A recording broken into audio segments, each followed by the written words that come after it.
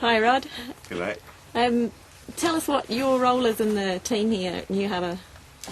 Well, I'm the dive supervisor for the team, and that means that I prepare all the dive gear before we come down and send it down, and then run the dives during the trip as well. Make sure everything's working and everyone's safe and it's all run to the right protocol.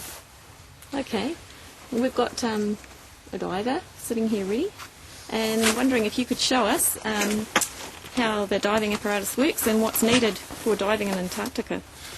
Well, there's the two main things about Antarctica that are different from just diving back home is the cold, and also you've got a ceiling of ice over the top as well. So, and the way we deal with the cold is we wear dry suits. So these suits are completely sealed around the feet and around the wrists. And this diver has got some dry gloves, so his hands stay dry as well. And he's also got a neck seal around here that seals his neck up, and he just wears a hood to keep his head warm. And underneath the dry suit, they wear another suit which is really thick, like a sleeping bag, and that's what really keeps them warm. So the outer layer keeps them dry, and the inner layer keeps them warm. Right, yeah, we saw Chaz dressing up in his dry suit gear. So yeah. He's got a lot of other bits around him.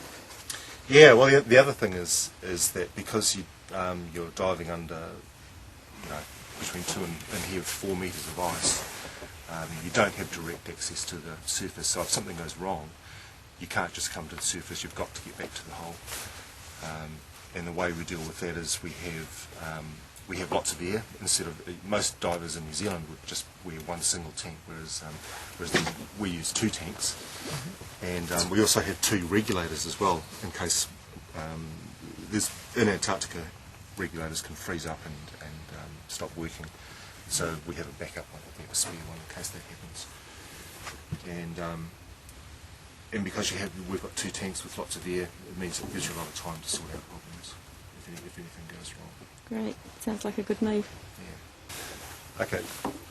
Because we dive through a hole in the ice, which is quite narrow, if the divers have to share one regulator coming up, we have this regulator here is on a really long hose.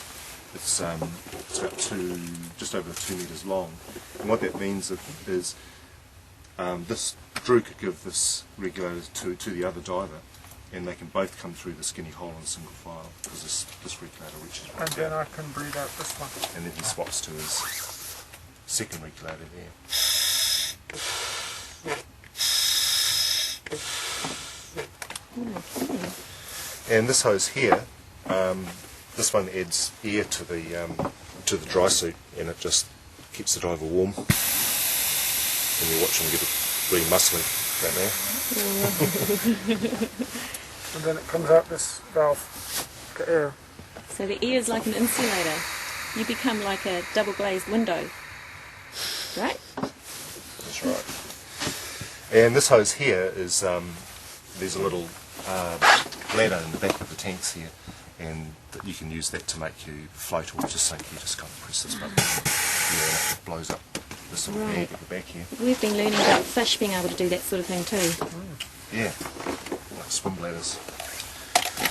And this little strap here is the standby tether, and we've got 2 divers in the water at the moment, and if they had a problem and they signalled that they wanted help from another diver, what we would do is we'd clip this carabiner onto the diver's tether, and then Drew could swim down towards the diver that needed help. Okay, Yeah. awesome. And the other thing that's on here that we all wear dive computers, and these computers, they monitor the depth that you've been working at and also the time that you've been in the water, and they tell you when it's time for you to come up as well. As well as the tenders who pull on your rope 4 times. That's right. Right, so double safety. Yeah, yeah. How does it feel in all that gear, Drew? Oh, it's pretty good, pretty snug. We've also got a torch. Oh yeah, yeah. You want to So see it's under dark the water. underneath the ice. Absolutely. Okay. Awesome. Thank you guys. That's really informative. Cool.